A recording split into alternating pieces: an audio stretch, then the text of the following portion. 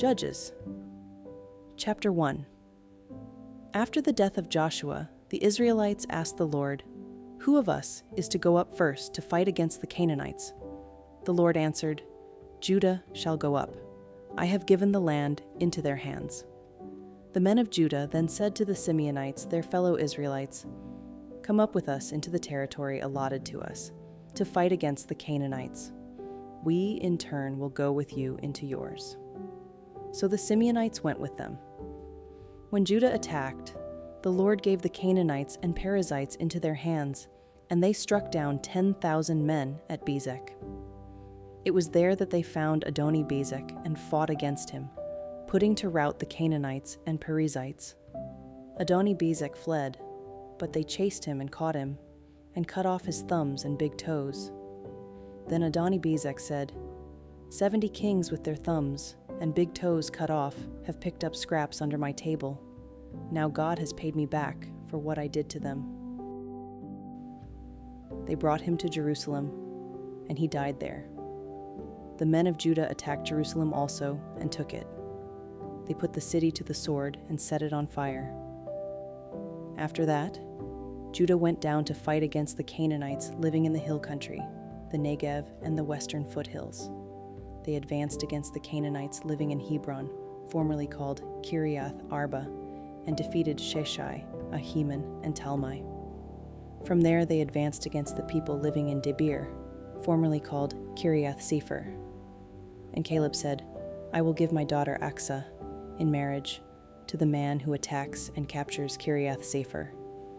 Othniel, son of Kenaz, Caleb's younger brother, took it. So Caleb gave his daughter Aksa to him in marriage. One day when she came to Othniel, she urged him to ask her father for a field. When she got off her donkey, Caleb asked her, "What can I do for you?" She replied, "Do me a special favor.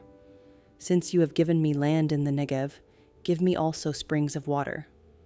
So Caleb gave her the upper and lower springs.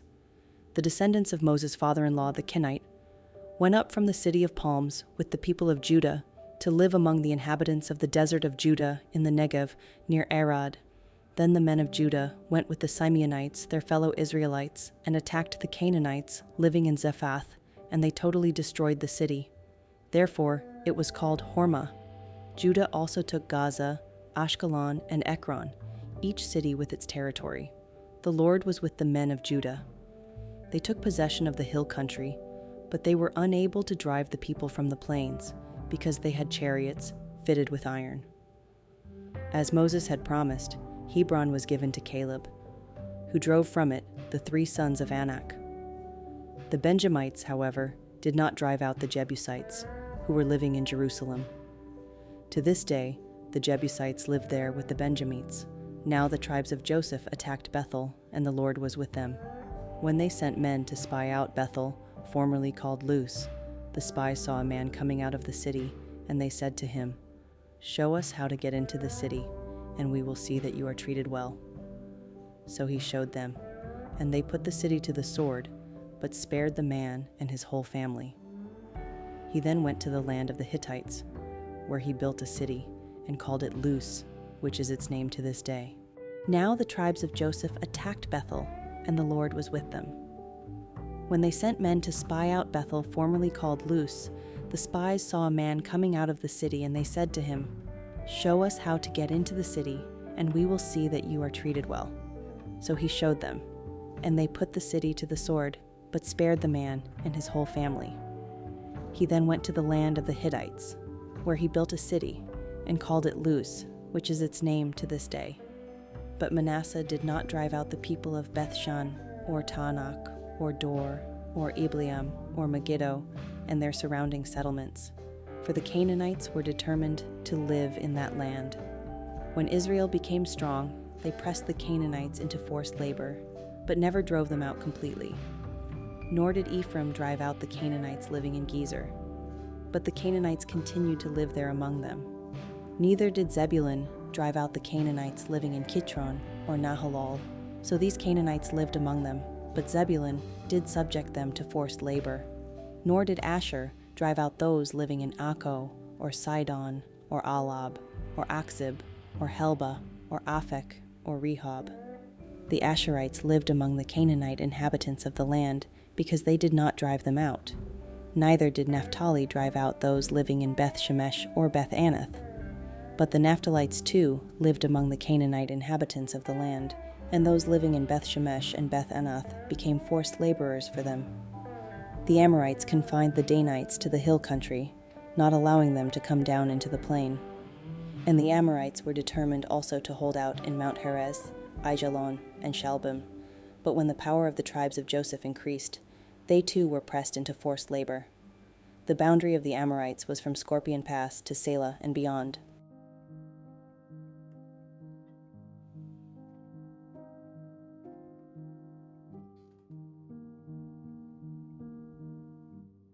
The angel of the Lord went up from Gilgal to Bochim, and said, I brought you up out of Egypt, and led you into the land I swore to give to your ancestors. I said, I will never break my covenant with you, and you shall not make a covenant with the people of this land, but you shall break down their altars. Yet you have disobeyed me. Why have you done this?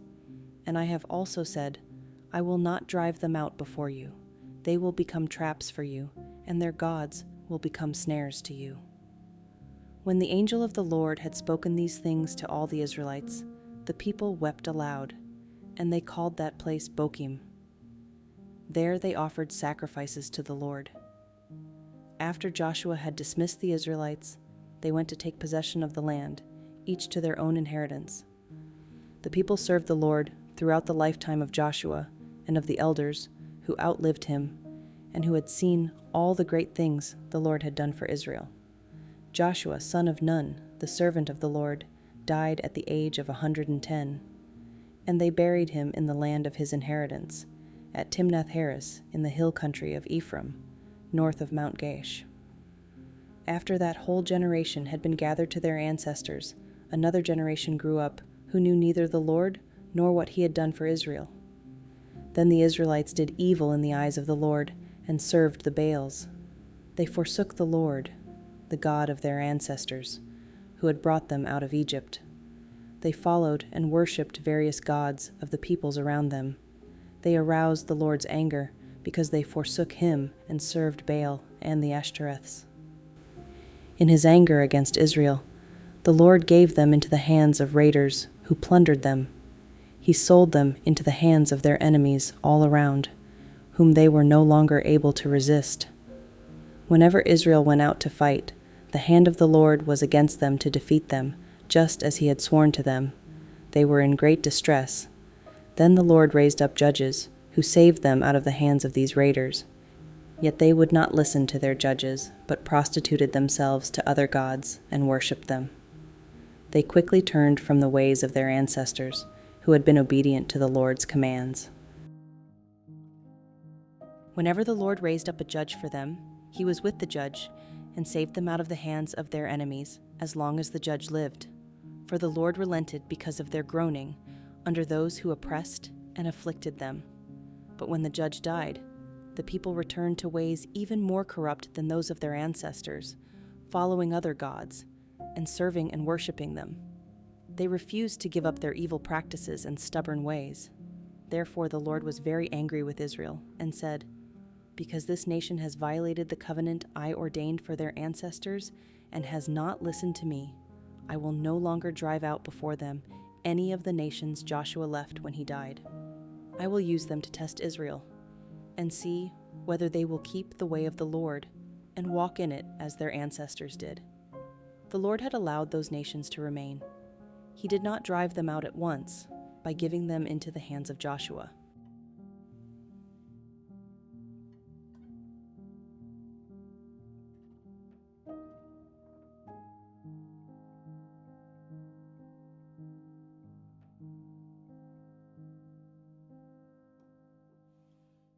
These are the nations the Lord left to test all those Israelites who had not experienced any of the wars in Canaan.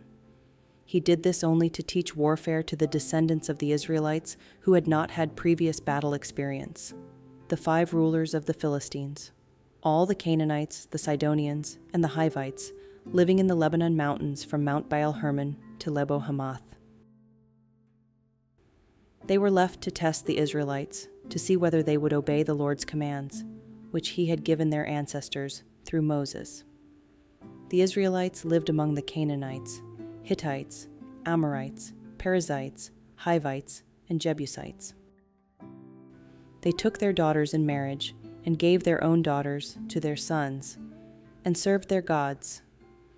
The Israelites did evil in the eyes of the Lord. They forgot the Lord their God, and served the Baals and the Asherahs. The anger of the Lord burned against Israel, so that he sold them into the hands of Cushan-Rishathaim, king of Aram-Naharaim, to whom the Israelites were subject for 8 years. But when they cried out to the Lord, he raised up for them a deliverer, Othniel son of Kenaz, Caleb's younger brother, who saved them. The Spirit of the Lord came on him, so that he became Israel's judge and went to war.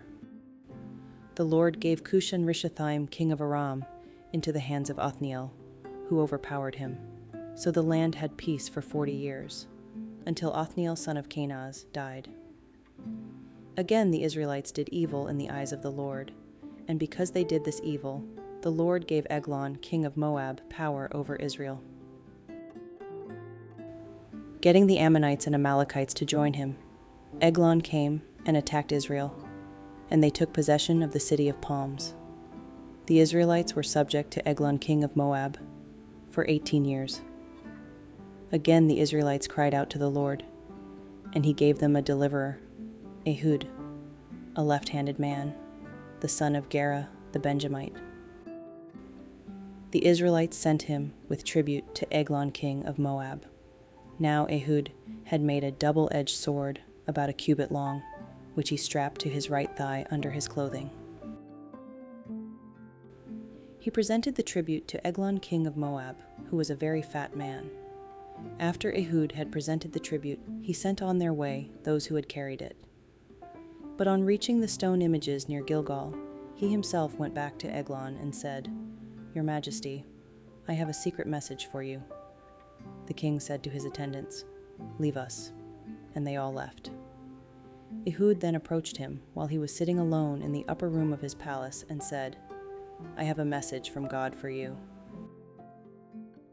As the king rose from his seat, Ehud reached with his left hand, drew the sword from his right thigh, and plunged it into the king's belly. Even the handle sank in after the blade, and his bowels discharged. Ehud did not pull the sword out, and the fat closed in over it. Then Ehud went out to the porch. He shut the doors of the upper room behind him and locked them. After he had gone, the servants came and found the doors of the upper room locked. They said, "He must be relieving himself in the inner room of the palace." They waited to the point of embarrassment, but when he did not open the doors of the room, they took a key and unlocked them. There they saw their lord fallen to the floor, dead. While they waited, Ehud got away. He passed by the stone images and escaped to Sarah. When he arrived there, he blew a trumpet in the hill country of Ephraim, and the Israelites went down with him from the hills, with him leading them. "Follow me," he ordered, "for the Lord has given Moab, your enemy, into your hands." So they followed him down and took possession of the fords of the Jordan that led to Moab. They allowed no one to cross over. At that time they struck down about 10,000 Moabites, all vigorous and strong. Not one escaped. That day Moab was made subject to Israel, and the land had peace for 80 years.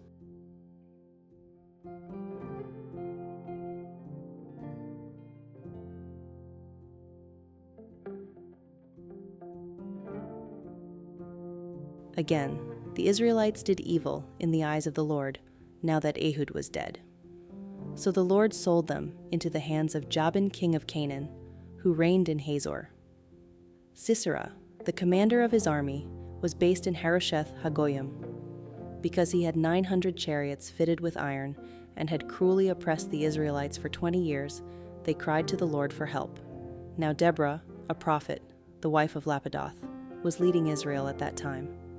She held court under the palm of Deborah between Ramah and Bethel in the hill country of Ephraim, and the Israelites went up to her to have their disputes decided.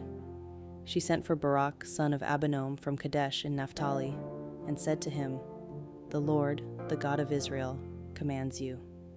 Go, take with you 10,000 men of Naphtali and Zebulun, and lead them up to Mount Tabor. I will lead Sisera, the commander of Jabin's army, with his chariots and his troops, to the Kishon River, and give him into your hands." Barak said to her, "If you go with me, I will go. But if you don't go with me, I won't go." "Certainly I will go with you," said Deborah. "But because of the course you are taking, the honor will not be yours, for the Lord will deliver Sisera into the hands of a woman." So Deborah went with Barak to Kadesh. There Barak summoned Zebulun and Naphtali, and 10,000 men went up under his command. Deborah also went up with him.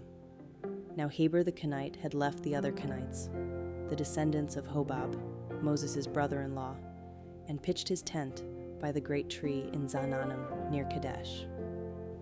When they told Sisera that Barak son of Abinoam had gone up to Mount Tabor, Sisera summoned from Harosheth Hagoyim to the Kishon River all his men and his 900 chariots fitted with iron.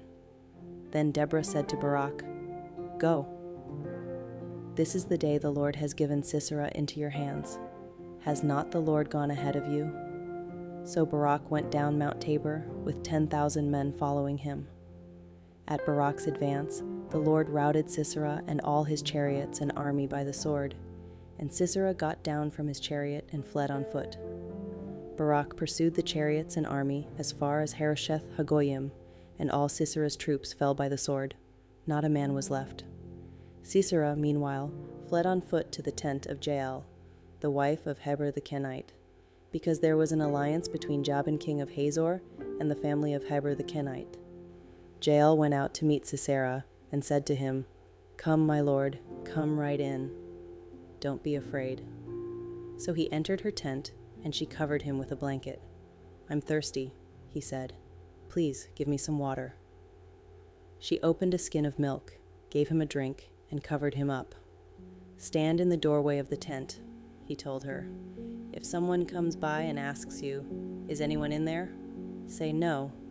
But Jael, Heber's wife, picked up a tent peg and a hammer and went quietly to him while he lay fast asleep, exhausted. She drove the peg through his temple into the ground, and he died. Just then Barak came by in pursuit of Sisera, and Jael went out to meet him. "Come," she said, "I will show you the man you're looking for."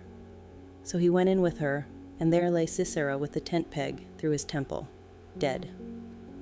On that day God subdued Jabin king of Canaan before the Israelites, and the hand of the Israelites pressed harder and harder against Jabin king of Canaan until they destroyed him.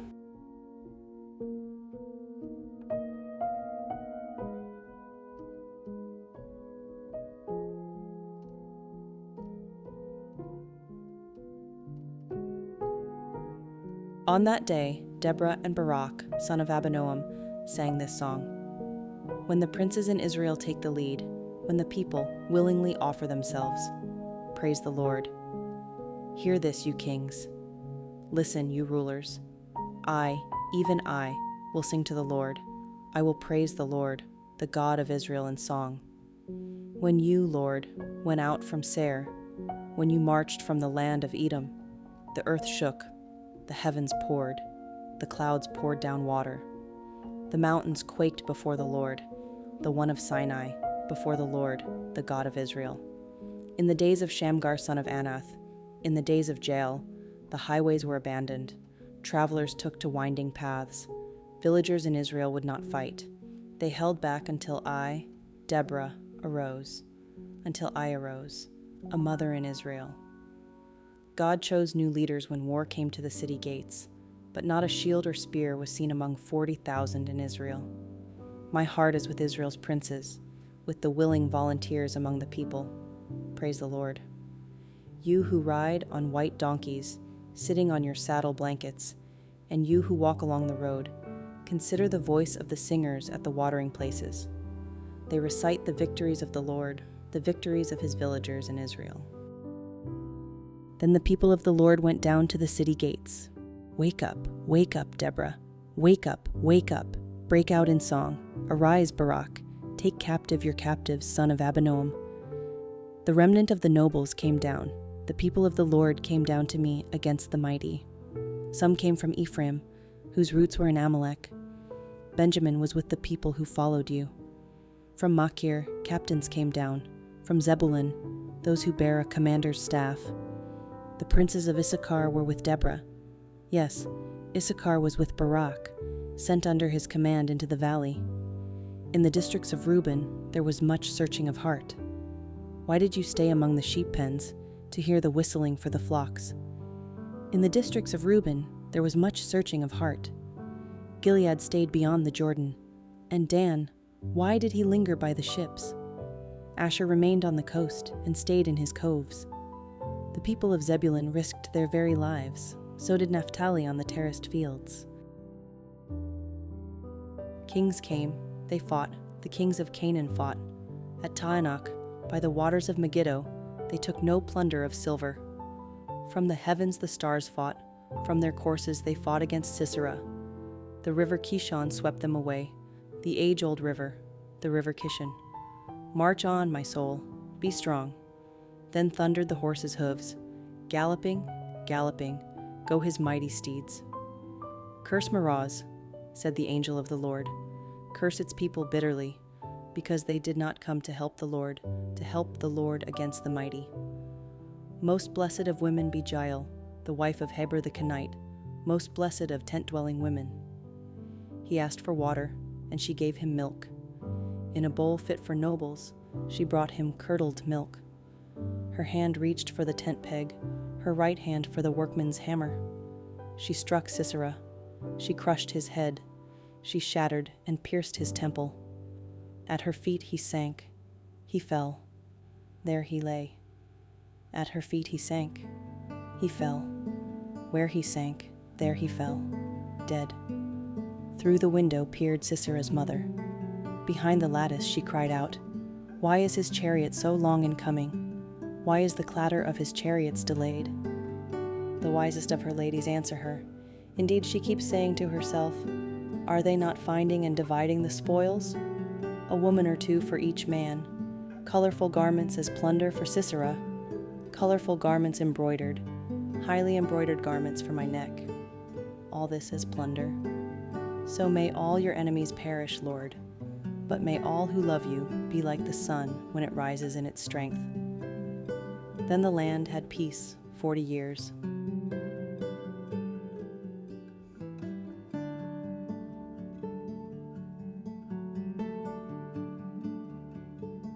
The Israelites did evil in the eyes of the Lord, and for 7 years he gave them into the hands of the Midianites. Because the power of Midian was so oppressive, the Israelites prepared shelters for themselves in mountain clefts, caves, and strongholds. Whenever the Israelites planted their crops, the Midianites, Amalekites, and other eastern peoples invaded the country. They camped on the land and ruined the crops all the way to Gaza, and did not spare a living thing for Israel, neither sheep nor cattle nor donkeys. They came up with their livestock and their tents like swarms of locusts. It was impossible to count them or their camels. They invaded the land to ravage it.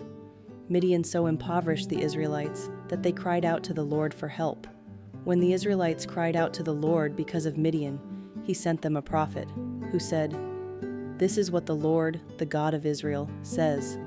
I brought you up out of Egypt, out of the land of slavery. I rescued you from the hand of the Egyptians, and I delivered you from the hand of all your oppressors. I drove them out before you and gave you their land. I said to you, I am the Lord your God. Do not worship the gods of the Amorites in whose land you live. But you have not listened to me." The angel of the Lord came and sat down under the oak in Ophrah that belonged to Joash the Abiezrite, where his son Gideon was threshing wheat in a winepress to keep it from the Midianites. When the angel of the Lord appeared to Gideon, he said, "The Lord is with you, mighty warrior." "Pardon me, my lord," Gideon replied, "but if the Lord is with us, why has all this happened to us? Where are all his wonders that our ancestors told us about when they said, 'Did not the Lord bring us up out of Egypt?' But now the Lord has abandoned us and given us into the hand of Midian." The Lord turned to him and said, Go in the strength you have, and save Israel out of Midian's hand. Am I not sending you?"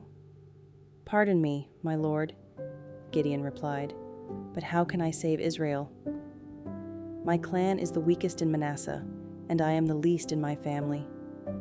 The Lord answered, "I will be with you, and you will strike down all the Midianites, leaving none alive."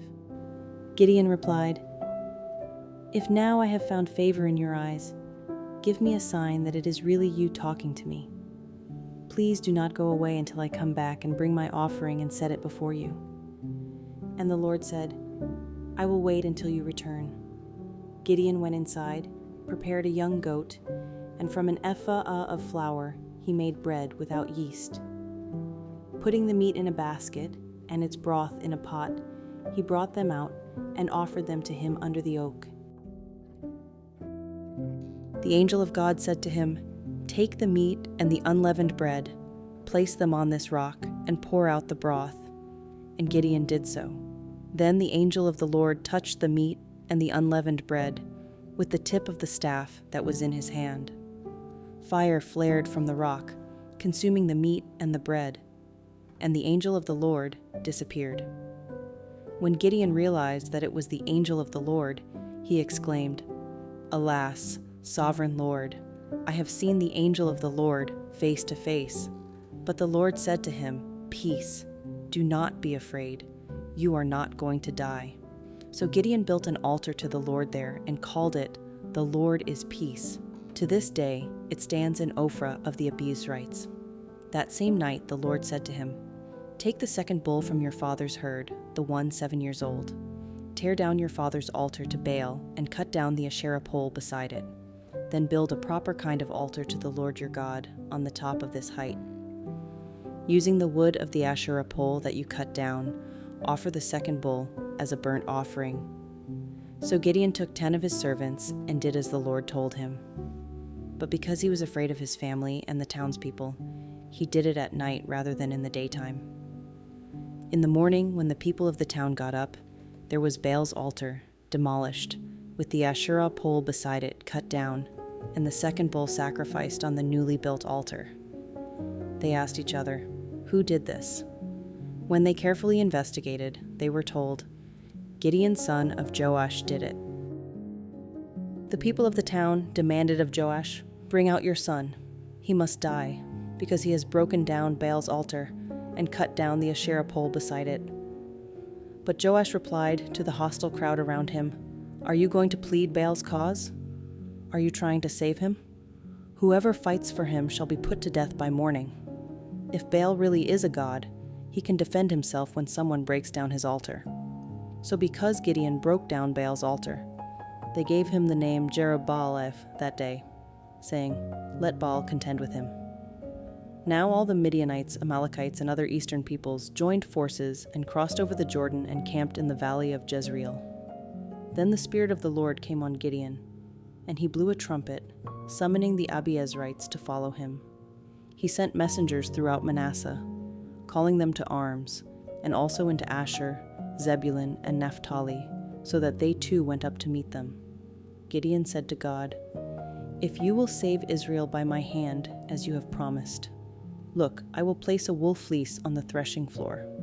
If there is dew only on the fleece, and all the ground is dry, then I will know that you will save Israel by my hand, as you said." And that is what happened. Gideon rose early the next day. He squeezed the fleece and wrung out the dew, a bowl full of water. Then Gideon said to God, "Do not be angry with me. Let me make just one more request. Allow me one more test with the fleece, but this time make the fleece dry and let the ground be covered with dew." That night God did so. Only the fleece was dry. All the ground was covered with dew.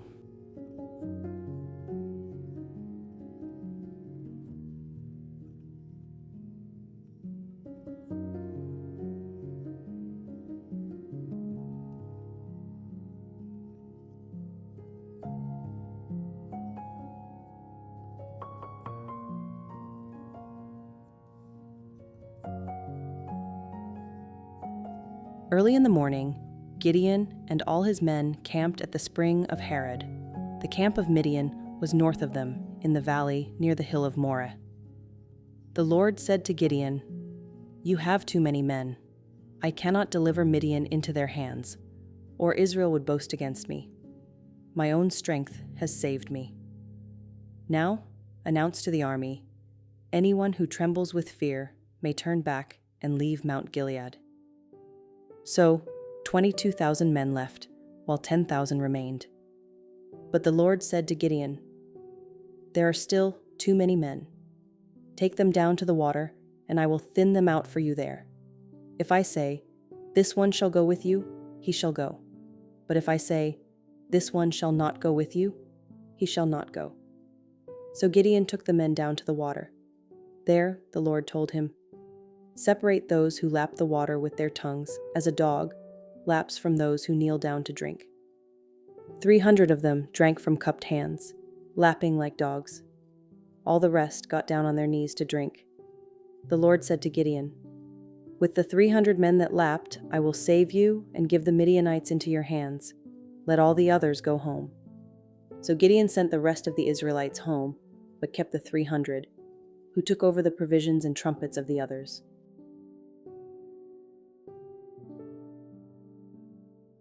Now the camp of Midian lay below him in the valley. During that night the Lord said to Gideon, "Get up, go down against the camp, because I am going to give it into your hands. If you are afraid to attack, go down to the camp with your servant Purah and listen to what they are saying. Afterward, you will be encouraged to attack the camp." So he and Purah his servant went down to the outposts of the camp. The Midianites, the Amalekites, and all the other eastern peoples had settled in the valley, thick as locusts. Their camels could no more be counted than the sand on the seashore. Gideon arrived just as a man was telling a friend his dream. "I had a dream," he was saying. "A round loaf of barley bread came tumbling into the Midianite camp. It struck the tent with such force that the tent overturned and collapsed." His friend responded, "This can be nothing other than the sword of Gideon's son of Joash, the Israelite. God has given the Midianites and the whole camp into his hands." When Gideon heard the dream and its interpretation, he bowed down and worshipped. He returned to the camp of Israel and called out, "Get up! The Lord has given the Midianite camp into your hands." Dividing the 300 men into 3 companies, he placed trumpets and empty jars in the hands of all of them, with torches inside. "Watch me," he told them. "Follow my lead. When I get to the edge of the camp, do exactly as I do. When I and all who are with me blow our trumpets, then from all around the camp, blow yours and shout, 'For the Lord and for Gideon.'" Gideon and the 100 men with him reached the edge of the camp at the beginning of the middle watch, just after they had changed the guard. They blew their trumpets and broke the jars that were in their hands. The 3 companies blew the trumpets and smashed the jars. Grasping the torches in their left hands and holding in their right hands the trumpets they were to blow, they shouted, "A sword for the Lord and for Gideon!" While each man held his position around the camp, all the Midianites ran, crying out as they fled. When the 300 trumpets sounded, the Lord caused the men throughout the camp to turn on each other with their swords. The army fled to Beth Shittah toward Zererah, as far as the border of Abel Meholah near Tabbath. Israelites from Naphtali, Asher, and all Manasseh were called out, and they pursued the Midianites. Gideon sent messengers throughout the hill country of Ephraim, saying, "Come down against the Midianites, and seize the waters of the Jordan ahead of them as far as Beth-barah." So all the men of Ephraim were called out, and they seized the waters of the Jordan as far as Beth-barah. They also captured 2 of the Midianite leaders, Oreb and Zeb. They killed Oreb at the rock of Oreb, and Zeb at the winepress of Zeb. They pursued the Midianites and brought the heads of Oreb and Zeb to Gideon, who was by the Jordan. Now the Ephraimites asked Gideon, "Why have you treated us like this? Why didn't you call us when you went to fight Midian?" And they challenged him vigorously, but he answered them, "What have I accomplished compared to you? Aren't the gleanings of Ephraim's grapes better than the full grape harvest of Abiezer? God gave Oreb and Zeb, the Midianite leaders, into your hands. What was I able to do compared to you?" At this, their resentment against him subsided. Gideon and his 300 men, exhausted yet keeping up the pursuit, came to the Jordan and crossed it. He said to the men of Sukkoth, "Give my troops some bread. They are worn out, and I am still pursuing Zebah and Zalmunna, the kings of Midian." But the officials of Sukkoth said, "Do you already have the hands of Zebah and Zalmunna in your possession? Why should we give bread to your troops?"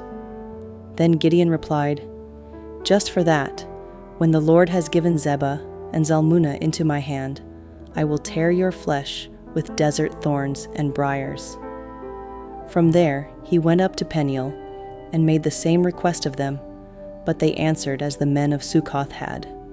So he said to the men of Peniel, "When I return in triumph, I will tear down this tower." Now Zebah and Zalmunna were in Karkor, with a force of about 15,000 men, all that were left of the armies of the eastern peoples.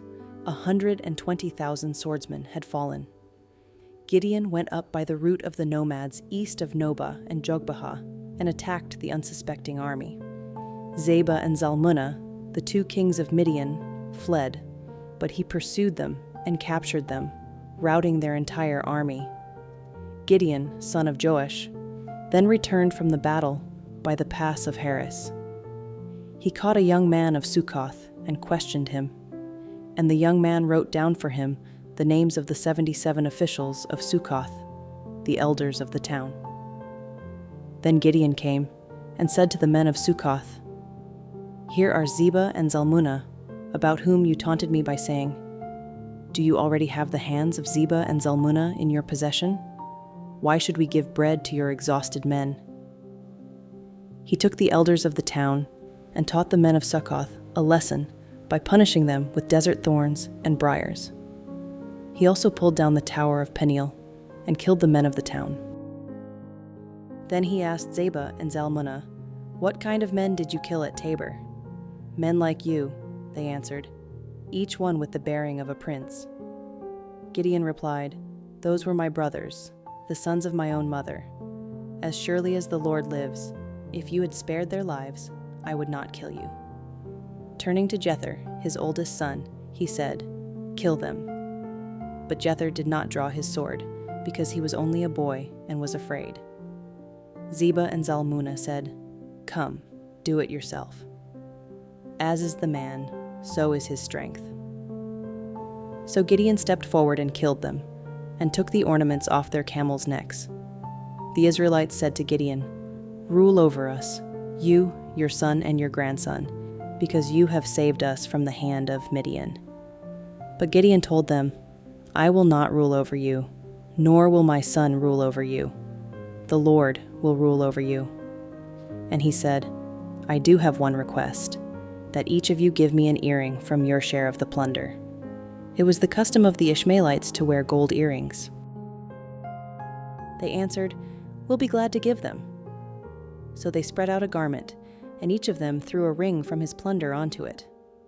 The weight of the gold rings he asked for came to 1,700 shekels, not counting the ornaments, the pendants, and the purple garments worn by the kings of Midian, or the chains that were on their camels' necks.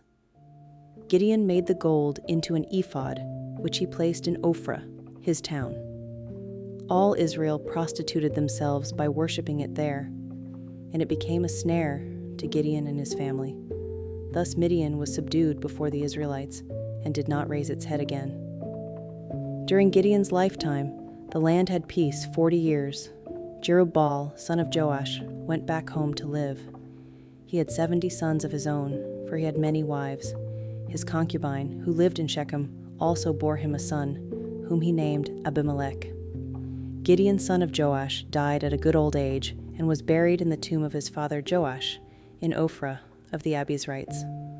No sooner had Gideon died than the Israelites again prostituted themselves to the Baals. They set up Baal-berith as their god, and did not remember the Lord their God, who had rescued them from the hands of all their enemies on every side. They also failed to show any loyalty to the family of Gideon, in spite of all the good things he had done for them.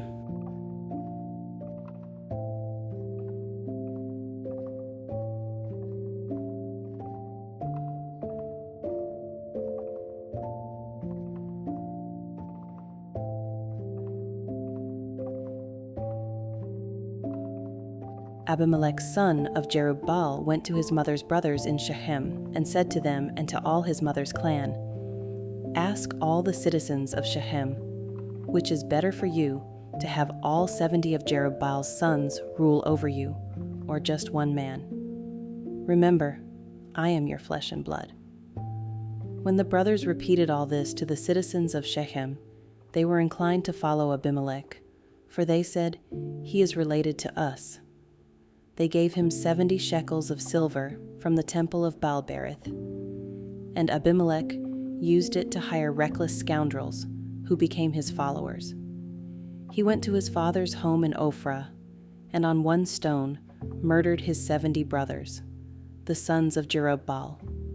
But Jotham, the youngest son of Jerubbaal, escaped by hiding.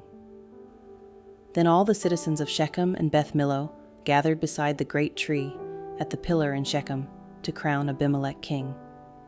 When Jotham was told about this, he climbed up on the top of Mount Gerizim and shouted to them, "Listen to me, citizens of Shechem, so that God may listen to you." One day, the trees went out to anoint a king for themselves. They said to the olive tree, "Be our king."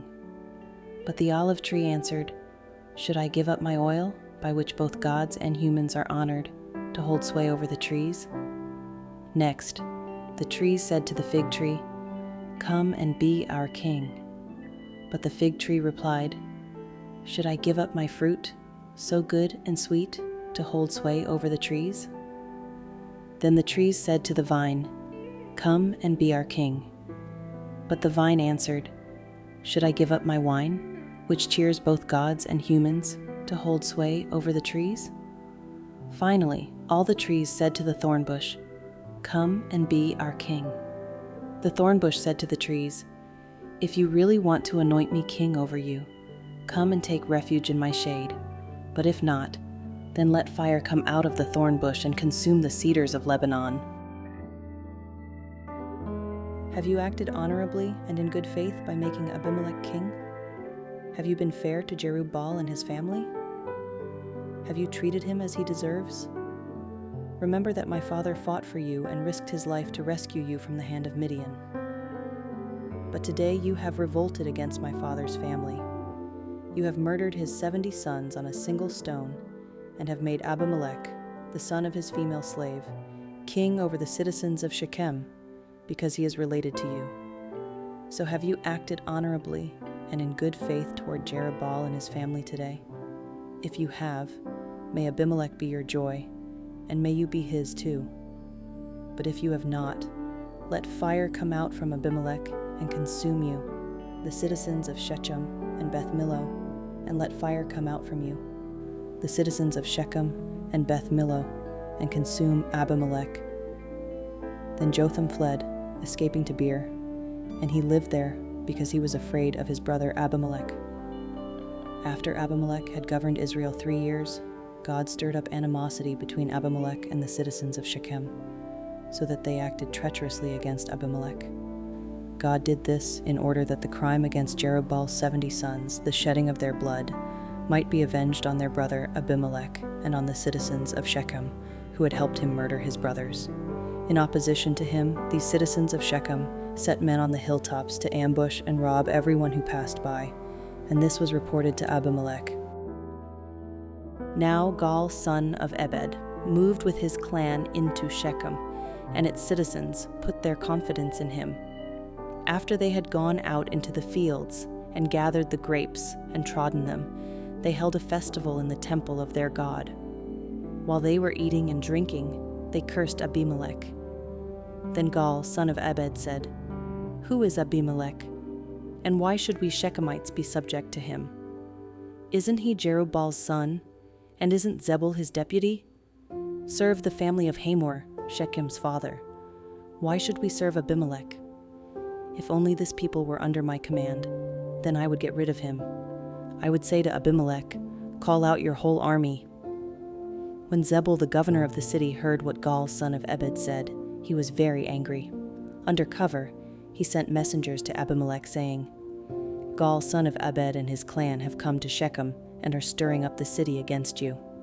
Now then, during the night you and your men should come and lie in wait in the fields. In the morning at sunrise, advance against the city.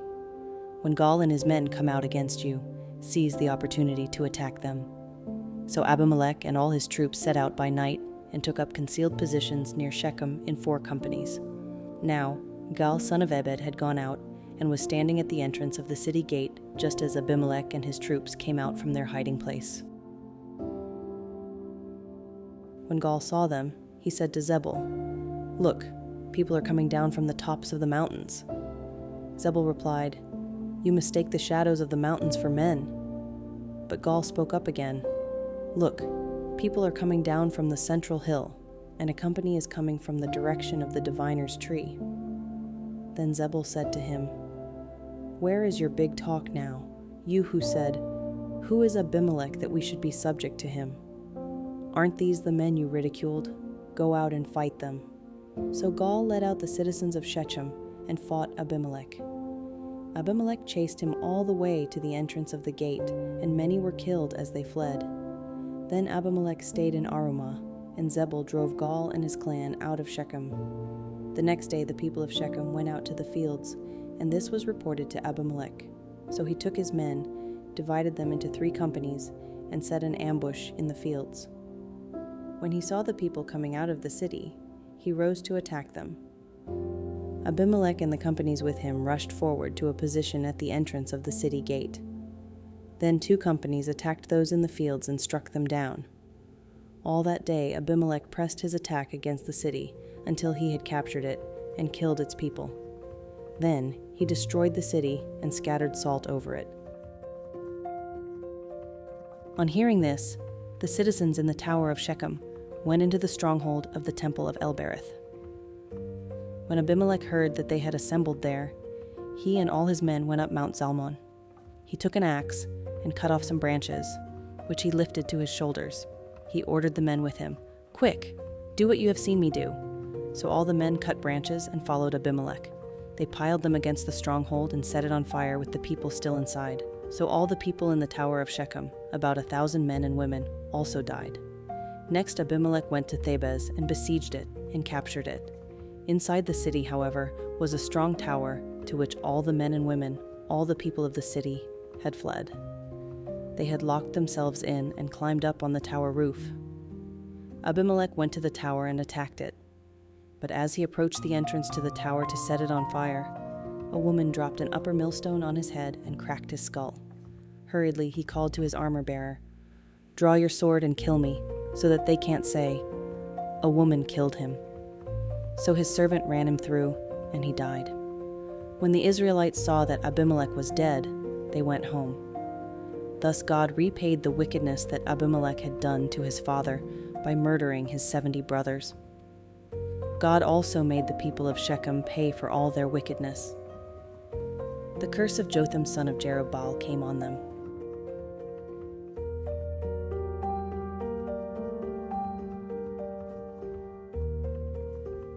After the time of Abimelech, a man of Issachar named Tola, son of Puah, the son of Dodo, rose to save Israel. He lived in Shamir, in the hill country of Ephraim. He led Israel 23 years. Then he died, and was buried in Shamir. He was followed by Jair of Gilead, who led Israel 22 years. He had 30 sons, who rode 30 donkeys. They controlled 30 towns in Gilead, which to this day are called Havoth Jair. When Jair died, he was buried in Kaman. Again, the Israelites did evil in the eyes of the Lord. They served the Baals and the Ashtoreths, and the gods of Aram, the gods of Sidon, the gods of Moab, the gods of the Ammonites, and the gods of the Philistines. And because the Israelites forsook the Lord and no longer served him, he became angry with them. He sold them into the hands of the Philistines and the Ammonites, who that year shattered and crushed them. For 18 years they oppressed all the Israelites on the east side of the Jordan in Gilead, the land of the Amorites. The Ammonites also crossed the Jordan to fight against Judah, Benjamin, and Ephraim. Israel was in great distress. Then the Israelites cried out to the Lord, "We have sinned against you, forsaking our God and serving the Baals." The Lord replied, "When the Egyptians, the Amorites, the Ammonites, the Philistines, the Sidonians, the Amalekites, and the Maonites oppressed you, and you cried to me for help, did I not save you from their hands? But you have forsaken me and served other gods, so I will no longer save you. Go and cry out to the gods you have chosen. Let them save you when you are in trouble." But the Israelites said to the Lord, "We have sinned.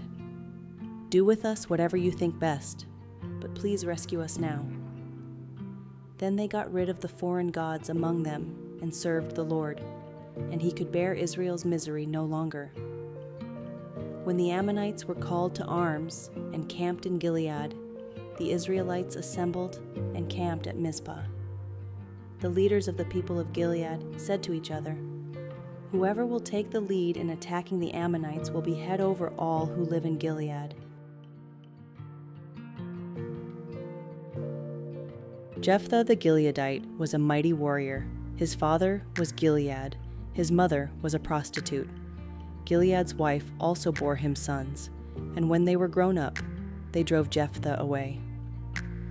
"You are not going to get any inheritance in our family," they said, "because you are the son of another woman." So Jephthah fled from his brothers and settled in the land of Tob, where a gang of scoundrels gathered around him and followed him. Sometime later, when the Ammonites were fighting against Israel, the elders of Gilead went to get Jephthah from the land of Tob. "Come," they said, "be our commander, so we can fight the Ammonites." Jephthah said to them, "Didn't you hate me and drive me from my father's house? Why do you come to me now when you're in trouble?" The elders of Gilead said to him, "Nevertheless, we are turning to you now. Come with us to fight the Ammonites, and you will be head over all of us who live in Gilead." Jephthah answered, "Suppose you take me back to fight the Ammonites, and the Lord gives them to me. Will I really be your head?" The elders of Gilead replied, "The Lord is our witness. We will certainly do as you say." So Jephthah went with the elders of Gilead, and the people made him head and commander over them. And he repeated all his words before the Lord in Mizpah. Then Jephthah sent messengers to the Ammonite king with the question, "What do you have against me that you have attacked my country?"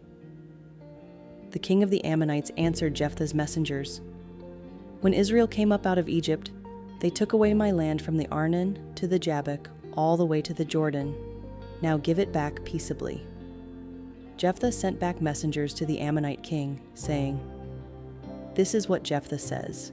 Israel did not take the land of Moab or the land of the Ammonites.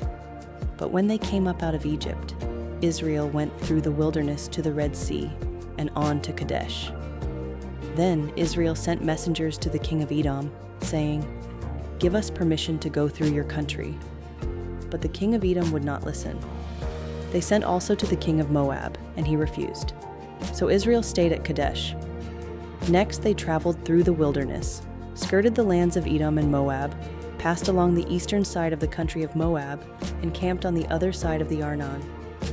They did not enter the territory of Moab, for the Arnon was its border. Then Israel sent messengers to Sihon, king of the Amorites, who ruled in Heshbon, and said to him, 'Let us pass through your country to our own place.' Sihon, however, did not trust Israel to pass through his territory. He mustered all his troops and encamped at Jahaz and fought with Israel. Then the Lord, the God of Israel, gave Sihon and his whole army into Israel's hands, and they defeated them. Israel took over all the land of the Amorites who lived in that country, capturing all of it from the Arnon to the Jabbok, and from the desert to the Jordan. Now since the Lord, the God of Israel, has driven the Amorites out before his people Israel, what right have you to take it over? Will you not take what your god Chemosh gives you? Likewise, whatever the Lord our God has given us, we will possess. Are you any better than Balak son of Zippor, king of Moab? Did he ever quarrel with Israel or fight with them? For 300 years, Israel occupied Heshbon, Aroer, the surrounding settlements, and all the towns along the Arnon. Why didn't you retake them during that time? I have not wronged you, but you are doing me wrong by waging war against me. Let the Lord, the judge, decide the dispute this day between the Israelites and the Ammonites. The king of Ammon, however, paid no attention to the message Jephthah sent him. Then the Spirit of the Lord came on Jephthah. He crossed Gilead and Manasseh, passed through Mizpah of Gilead, and from there he advanced against the Ammonites. And Jephthah made a vow to the Lord. If you give the Ammonites into my hands, whatever comes out of the door of my house to meet me when I return in triumph from the Ammonites will be the Lord's, and I will sacrifice it as a burnt offering. Then Jephthah went over to fight the Ammonites, and the Lord gave them into his hands. He devastated 20 towns from Aroer to the vicinity of Minnith, as far as Abel-keramim. Thus Israel subdued Ammon. When Jephthah returned to his home in Mizpah, who should come out to meet him but his daughter, dancing to the sound of timbrels? She was an only child. Except for her, he had neither son nor daughter. When he saw her, he tore his clothes and cried, "Oh no, my daughter, you have brought me down, and I am devastated. I have made a vow to the Lord that I cannot break." "My father," she replied, "you have given your word to the Lord. Do to me just as you promised, now that the Lord has avenged you of your enemies, the Ammonites. But grant me this one request," she said. "Give me 2 months to roam the hills and weep with my friends, because I will never marry." "You may go," he said. And he let her go for 2 months. She and her friends went into the hills and wept because she would never marry. After the 2 months, she returned to her father, and he did to her as he had vowed, and she was a virgin. From this comes the Israelite tradition, that each year the young women of Israel go out for 4 days to commemorate the daughter of Jephthah the Gileadite. The Ephraimite forces were called out, and they crossed over to Zaphon. They said to Jephthah, "Why did you go to fight the Ammonites without calling us to go with you? We're going to burn down your house over your head." Jephthah answered, "I and my people were engaged in a great struggle with the Ammonites, and although I called, you didn't save me out of their hands. When I saw that you wouldn't help, I took my life in my hands and crossed over to fight the Ammonites, and the Lord gave me the victory over them. Now why have you come up today to fight me?"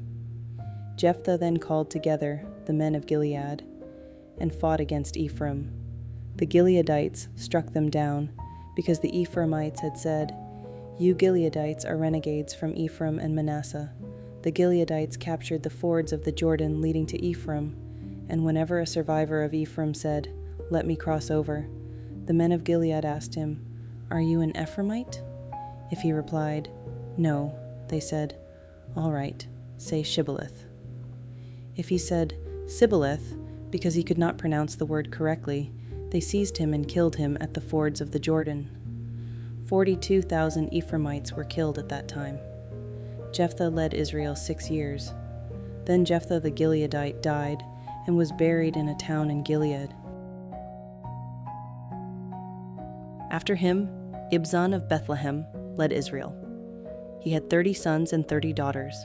He gave his daughters away in marriage to those outside his clan, and for his sons, he brought in 30 young women as wives from outside his clan.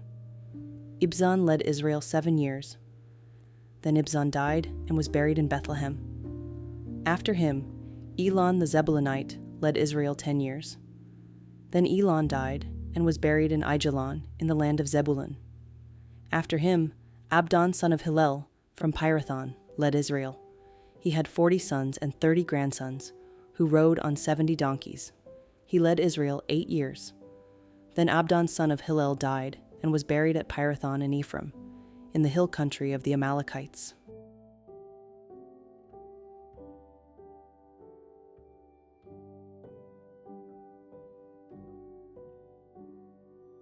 Again, the Israelites did evil in the eyes of the Lord, so the Lord delivered them into the hands of the Philistines for 40 years.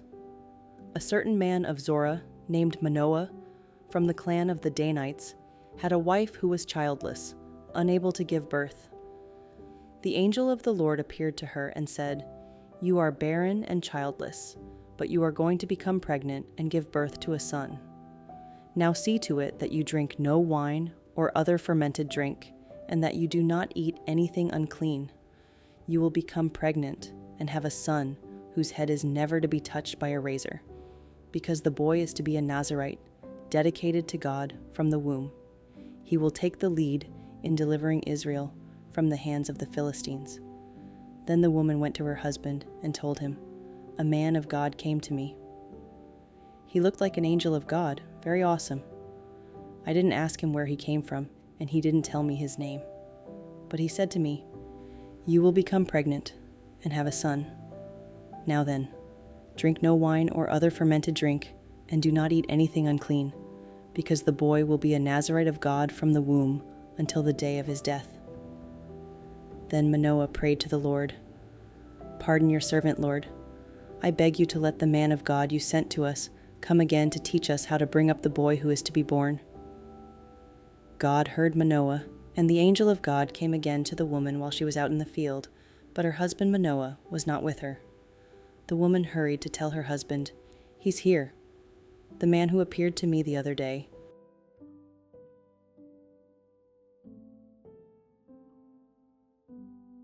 Manoah got up and followed his wife. When he came to the man, he said, 'Are you the man who talked to my wife?' 'I am,' he said. So Manoah asked him, 'When your words are fulfilled, what is to be the rule that governs the boy's life and work?'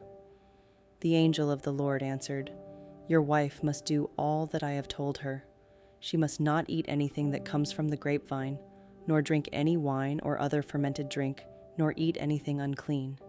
She must do everything I have commanded her.' Manoah said to the angel of the Lord, 'We would like you to stay until we prepare a young goat for you.' The angel of the Lord replied, 'Even though you detain me, I will not eat any of your food. But if you prepare a burnt offering, offer it to the Lord.'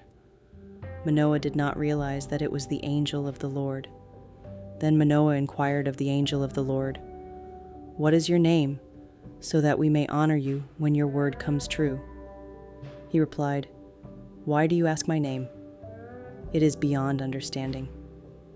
Then Manoah took a young goat, together with the grain offering, and sacrificed it on a rock to the Lord. And the Lord did an amazing thing while Manoah and his wife watched. As the flame blazed up from the altar toward heaven, the angel of the Lord ascended in the flame. Seeing this, Manoah and his wife fell with their faces to the ground. When the angel of the Lord did not show himself again to Manoah and his wife, Manoah realized that it was the angel of the Lord. 'We are doomed to die,' he said to his wife. 'We have seen God.' But his wife answered, 'If the Lord had meant to kill us, he would not have accepted a burnt offering and grain offering from our hands, nor shown us all these things, or now told us this.' The woman gave birth to a boy and named him Samson. He grew, and the Lord blessed him, and the Spirit of the Lord began to stir him while he was in Mahanadan, between Zorah and Eshtaol.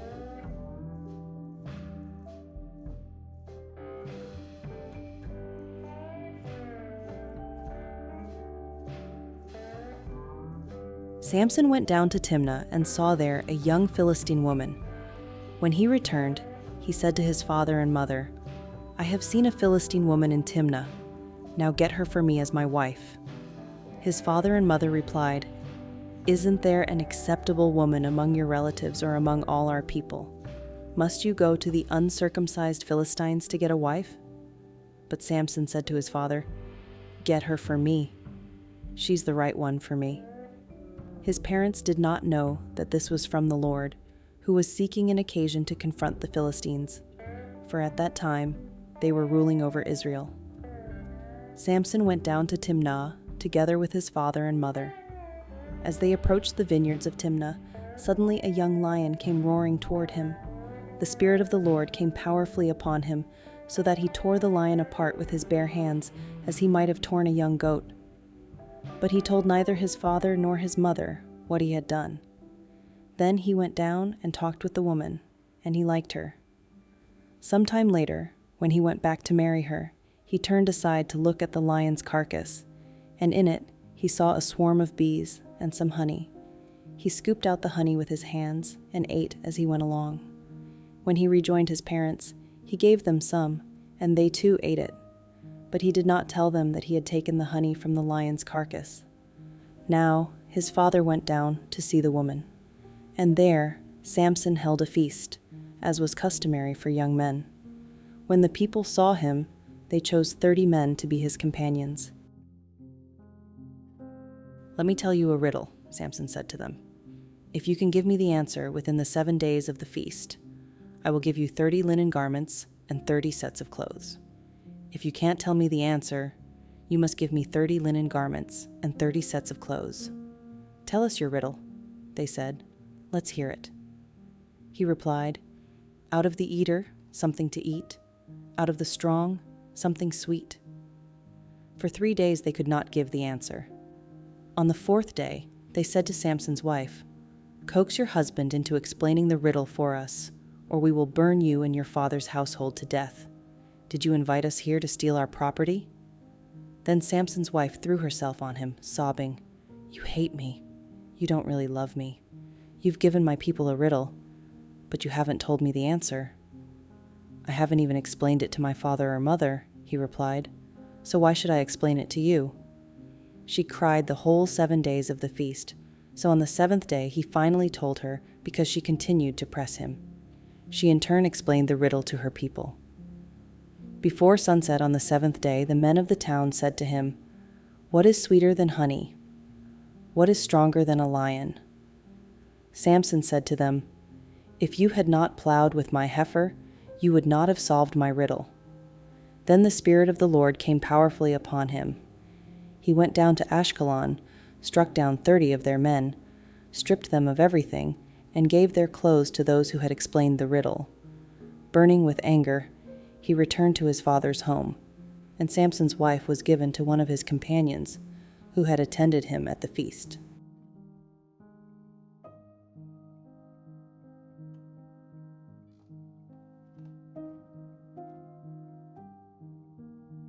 Later on, at the time of wheat harvest, Samson took a young goat and went to visit his wife.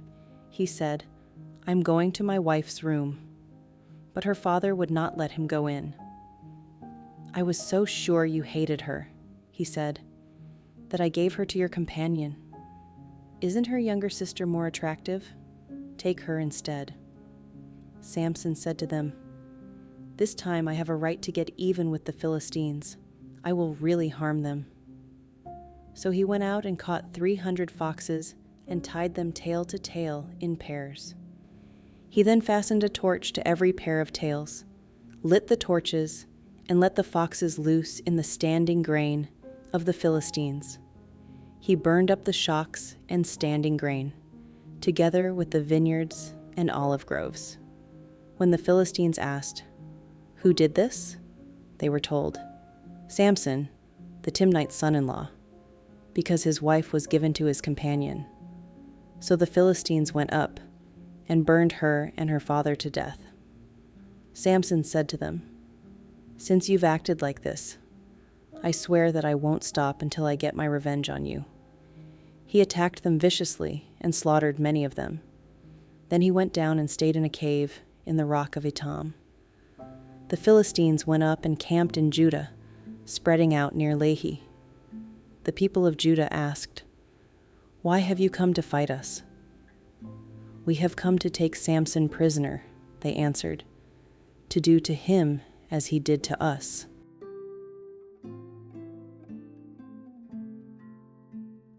Then 3,000 men from Judah went down to the cave in the rock of Etam and said to Samson, "Don't you realize that the Philistines are rulers over us? What have you done to us?" He answered, "I merely did to them what they did to me." They said to him, "We've come to tie you up and hand you over to the Philistines." Samson said, "Swear to me that you won't kill me yourselves." "Agreed," they answered. "We will only tie you up and hand you over to them. We will not kill you." So they bound him with 2 new ropes and led him up from the rock. As he approached Lehi, the Philistines came toward him shouting. The Spirit of the Lord came powerfully upon him. The ropes on his arms became like charred flax, and the bindings dropped from his hands. Finding a fresh jawbone of a donkey, he grabbed it and struck down 1,000 men. Then Samson said, "With a donkey's jawbone, I have made donkeys of them. With a donkey's jawbone, I have killed 1,000 men." When he finished speaking, he threw away the jawbone, and the place was called Ramath Lehi.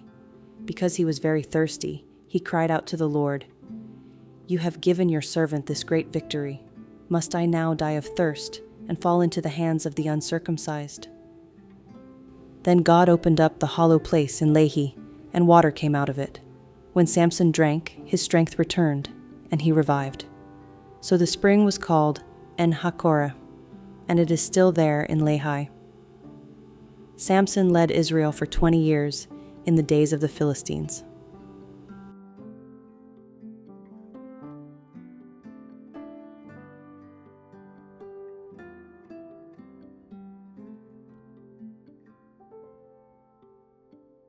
One day, Samson went to Gaza, where he saw a prostitute. He went in to spend the night with her. The people of Gaza were told, "Samson is here." So they surrounded the place and lay in wait for him all night at the city gate.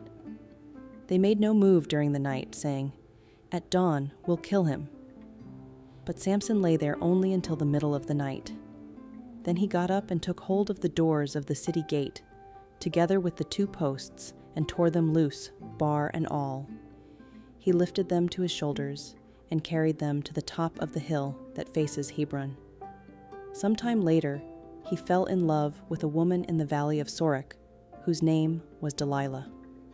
The rulers of the Philistines went to her and said, "See if you can lure him into showing you the secret of his great strength and how we can overpower him, so we may tie him up and subdue him. Each one of us will give you 1,100 shekels of silver." So Delilah said to Samson, "Tell me the secret of your great strength and how you can be tied up and subdued." Samson answered her, "If anyone ties me with 7 fresh bowstrings that have not been dried, I'll become as weak as any other man." Then the rulers of the Philistines brought her 7 fresh bowstrings that had not been dried, and she tied him with them. With men hidden in the room, she called to him, "Samson, the Philistines are upon you." But he snapped the bowstrings as easily as a piece of string snaps when it comes close to a flame. So the secret of his strength was not discovered. Then Delilah said to Samson, "You have made a fool of me. You lied to me. Come now, tell me how you can be tied." He said, "If anyone ties me securely with new ropes that have never been used, I'll become as weak as any other man." So Delilah took new ropes and tied him with them. Then, with men hidden in the room, she called to him, "Samson, the Philistines are upon you." But he snapped the ropes off his arms, as if they were threads. Delilah then said to Samson, "All this time you have been making a fool of me and lying to me. Tell me how you can be tied." He replied, "If you weave the 7 braids of my head into the fabric on the loom and tighten it with the pin, I'll become as weak as any other man." So while he was sleeping, Delilah took the 7 braids of his head, wove them into the fabric, and tightened it with the pin. Again she called to him, "Samson, the Philistines are upon you." He awoke from his sleep and pulled up the pin and the loom with the fabric. Then she said to him, "How can you say, 'I love you,' when you won't confide in me? This is the 3rd time you have made a fool of me and haven't told me the secret of your great strength." With such nagging, she prodded him day after day until he was sick to death of it, so he told her everything. "No razor has ever been used on my head," he said, "because I have been a Nazirite dedicated to God from my mother's womb. If my head were shaved, my strength would leave me, and I would become as weak as any other man."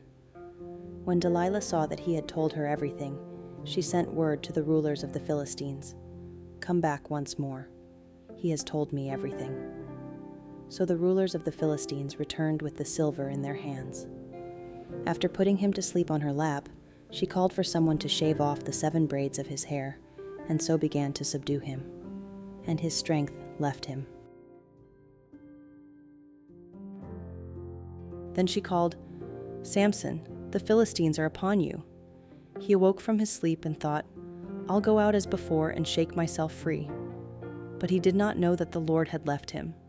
Then the Philistines seized him, gouged out his eyes, and took him down to Gaza.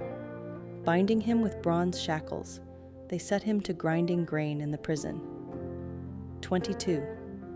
But the hair on his head began to grow again after it had been shaved. Now the rulers of the Philistines assembled to offer a great sacrifice to Dagon their god, and to celebrate, saying, "Our God has delivered Samson, our enemy, into our hands." When the people saw him, they praised their God, saying, "Our God has delivered our enemy into our hands, the one who laid waste our land and multiplied our slain." While they were in high spirits, they shouted, "Bring out Samson to entertain us." So they called Samson out of the prison, and he performed for them.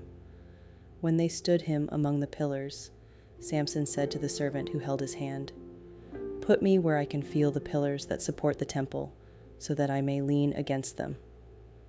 Now the temple was crowded with men and women.